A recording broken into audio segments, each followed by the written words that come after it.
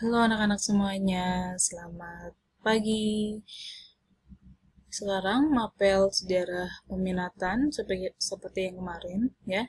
Kita masih membahas mengenai konflik-konflik di berbagai belahan dunia era kontemporer ya. Jika minggu lalu kita sudah bahas tentang Perang Teluk 1, sekarang kita bahas Perang Teluk 2 gitu ya. Kita sedikit review ya, Perang Teluk 1. Dimana kalau Perang Teluk 1 itu antara negara Irak dan Iran gitu ya. Di sini dilanjutkan lagi ya. Dalangnya di sini adalah Irak.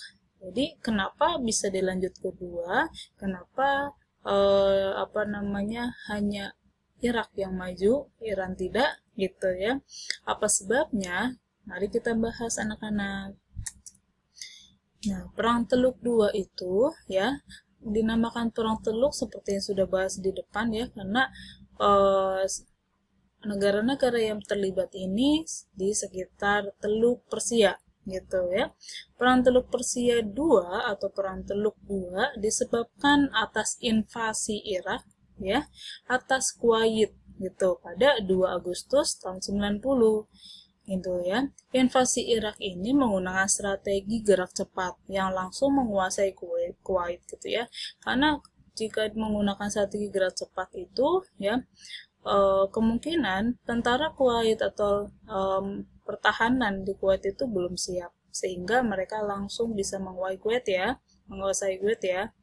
Kemudian Emir Kuwait Sheikh Jabar Al-Ahmad Al-Sabah segera meninggalkan negaranya dan Kuwait itu dijadikan provinsi ke-12 gitu. Ini pemimpinnya ya, kemudian dipergi gitu.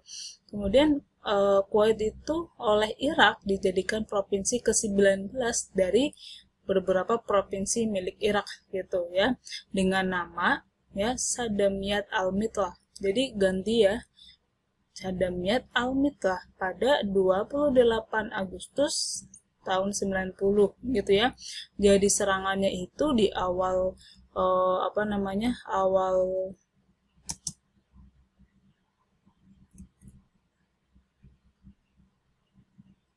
ya awal bulan, kemudian berakhirnya itu ya Kuwait itu di akhir bulan gitu ya. Kita lihat lagi ya, ntar tadi gitu ini ya. Kemudian walaupun tentara Kuwait kemudian membalas dengan serangan udara, tapi serangan udara ini dianggap serangan udara yang masih kecil gitu ya terhadap posisi Irak pada 3 Agustus. Jadi 1 hari setelah diinvasi oleh Irak ya, tapi kemudian kalah gitu Kuwaitnya gitu. Kemudian latar belakang sebab serangan Irak ke Kuwait itu yang pertama sengketa Irak dan Kuwait gitu ya terhadap Kuwait ya. Sengketanya ini terkait masalah minyak ya yang ada di Padang Rumaillah. Yang kedua itu adalah ambisi Saddam Hussein. Seperti yang dikatakan di depan, Saddam Hussein itu memang berambisi ingin menyatukan negara-negara di bawah kekuasaan di era seperti yang dulu pada masa peradaban Babilonia gitu ya dengan Raja Nebukadnezar gitu. Nah, pada saat itu peradaban Babilonia daerah Irak gitu ya, Kuwait itu satu gitu ya. Jadi dikatakan di sini mengklaim ya Kuwait itu dahulu adalah bagian dari Irak. Yang nomor 3 adalah runtuhnya ekonomi Irak gitu. Jadi pasca Perang Teluk yang pertama, Irak kan jadi banyak hutang sehingga dia dengan menginvasi Kuwait gitu ya, dengan menguasai ladang minyak di Rumaillah ya, itu nantinya bisa menolong perekonomian dia. Yang keempat, kuota minyak bumi. Jadi adanya pelanggaran kuota minyak bumi oleh Kuwait ya dan Uni Emirat Arab sehingga harganya anjlok gitu ya. Jadi minyak dunia jadi anjlok. Ini hal yang membuat Irak itu marah juga ya karena dia juga negaranya penghasil minyak. Nah ini ya, jadi poin yang nomor 2 ini Saddam Hussein tuh yang seperti apa sih? Ini namanya, ini orangnya ya. Ini adalah tokoh pemimpin Irak saat itu ya, yang berambisi ingin menguasai daerah-daerah ya di Teluk Persia gitu, karena dulunya itu adalah daerah yang dikuasai oleh satu raja, nama rajanya adalah Nebukadnezar yang berasal dari bangsa Babilonia baru gitu ya. Jalannya perang. Nah, jalan perang itu tadi disebutkan ya, ada serbuan Irak ke Kuwait itu di awal bulan Agustus ya.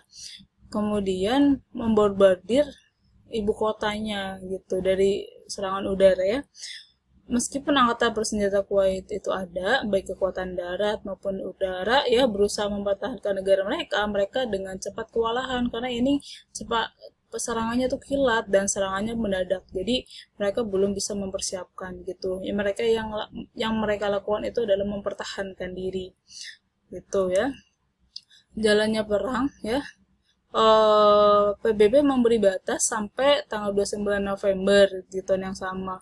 Nah, tadi kan Irak sudah mengatakan kalau Kuwait itu bagian dari provinsi ke-19. Yang begitu, negara-negara lain sampai dunia internasional itu mengetahui tentang serangan ini, sehingga PBB ikut campur.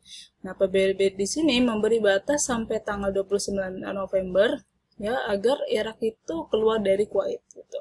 Tapi, Irak itu tidak mau meninggalkan Kuwait sampai batas waktu yang ditentukan. Jadi pada tanggal 14 Januari, Amerika dibantu kelompok sekutunya yang lain itu mengadakan agresi atau penyerangan di wilayah Irak dengan tidak kurang dari 20.000 ton bom dijatuhkan pesawat-pesawat Amerika, sekutu Amerika seperti Inggris dan Prancis gitu ya. Jadi mereka ini, negara-negara ini ya, itu menyerang Irak gitu ya. Tujuan Amerika memang tidak sekedar Irak keluar dari Kuwait, tetapi ingin menghancurkan militer dan sarana pendukung lainnya agar kekuatan Irak tuh melumpuh. Jadi di sini tuh Irak menjadi negara yang sangat dimusuhi oleh negara-negara lainnya gitu ya. Dampak perangnya itu adalah secara umum Perang Teluk II itu membawa beberapa akibat dari sebagai berikut ya.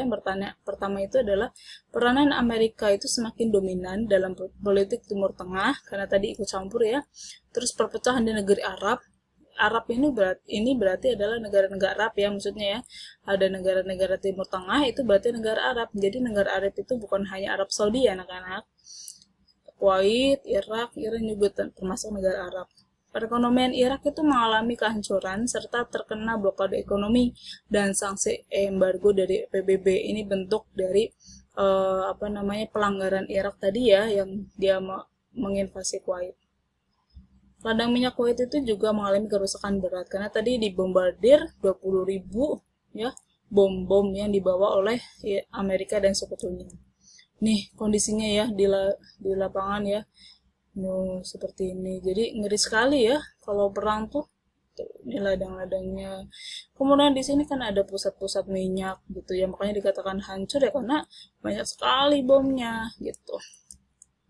Nah, sekarang dilanjutkan adalah Perang Teluk III. Nah, di sini Irak lagi ya, bukan Irak yang menginvasi. Masalahnya di sini adalah Amerika yang menginvasi Irak gitu. Awal tahun 2003, jadi tadi berakhir di 91 ya. Awal tahun 2003 itu Amerika berniat menyerang Irak dengan alasan Irak itu memiliki senjata pemusnah massal. Dengan alasan ya, jadi ini belum tentu dibuktikan benar atau enggak gitu ya. Senjata pemusnah massal itu berarti senjata kimia, biologi, dan nuklir seperti itu ya. PBB dari perkataan Amerika itu pun kemudian memeriksa persenjataan Irak di bulan Januari dan Februari gitu ya. Di tahun yang sama hasilnya mereka tidak menemukan bukti-bukti apapun, tapi Amerika tetap pada pendiriannya bahwa mereka itu Irak itu mempunyai senjata-senjata itu gitu kan. Atas perintah Presiden Bush ya, saat itu Presiden Amerika dan sekutunya itu melancarkan serangan ke Irak pada Maret 2003. Tujuannya adalah yang pertama, ingin menghancurkan senjata pemusnah massal itu yang dimiliki oleh Irak, menyingkirkan ancaman teroris internasional, tuh ada kata-kata teroris ya, membebaskan rakyat Irak dari penindasan rezim Saddam Hussein. Dikatakan di sini Saddam Hussein itu adalah tokoh yang diktator, tokoh yang sangat menyulitkan rakyat, sehingga di sini Amerika itu membuat isu bahwa Saddam Hussein itu adalah seorang yang tadi saya katakan gitu ya. Nah, caranya adalah menggulingkan Saddam Hussein dari kursi kepresidenan gitu ya. Jadi mulai memberikan doktrin terhadap negara-negara lain, bahkan ke masyarakat Irak sendiri, bahwa pemerintahnya sendiri seperti apa yang tadi ya, diktator gitu ya. Saddam Hussein dituduh berkolaborasi dengan teroris internasional Al-Qaeda gitu ya, pimpinan Osama bin Laden. Ayo, pasti kamu pernah dengar ya tokoh namanya Osama bin Laden, terkenal sekali ya, dia yang terkenal menghancurkan Gedung Putih ya pada 9/11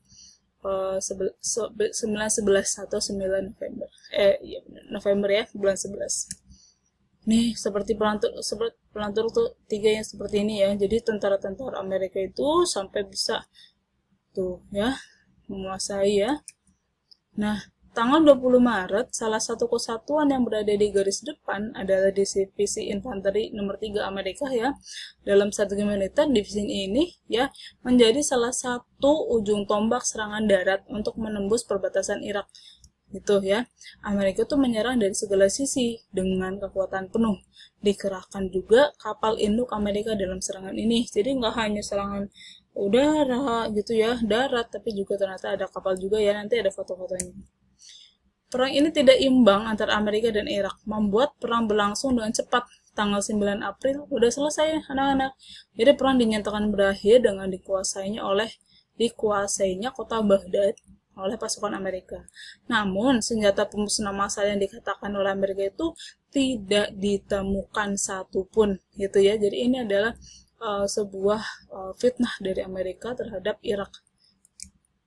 Dampak perangnya itu adalah jatuhnya partai Ba'ath atau partai yang mendominasi pemerintahan Irak saat itu ya, dan sekaligus Saddam Hussein-nya yang sebelumnya memegang kuasa di Irak sejak Februari tahun 68 sampai 2003. Pengambil alihan pemerintahan Irak yang dilakukan oleh pasukan koalisi, kemudian munculnya pemberontak Irak dan kekerasan antara kelompok di Irak. Pemilihan pemerintah Irak yang baru, kebencian masyarakat Irak dan Arab terhadap Amerika nih mulai ya. Jadi ini dampak-dampaknya sampai sekarang masih masih sering berkonflik ya anak-anak kalau di daerah Timur Tengah.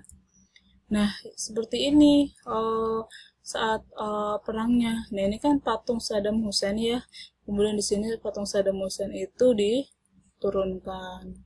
Ini adalah akhir dari Saddam Hussein. Dia ditangkap 2003, dieksekusi pada tahun 2006. Kamu bisa lihat di YouTube, masih banyak video-video tentang dia pada saat dieksekusi ya. Nah, yang menarik di sini adalah pada saat dieksekusi, Saddam Hussein itu mengucapkan syahadat gitu ya anak-anak. Tuh, tapi syahadatnya itu belum selesai gitu. Kamu bisa nonton di YouTube ya. Nah, soalnya ada 5 ya anak-anak. Gitu, bisa dilihat, ntar kamu kirim di WA saya. Terima kasih semuanya, selamat siang, selamat mengerjakan soalnya. Jawabannya ada di depan semuanya ya, kamu bisa lihat lagi kalau kamu lupa. Terima kasih, selamat pagi ya. Assalamualaikum warahmatullahi wabarakatuh.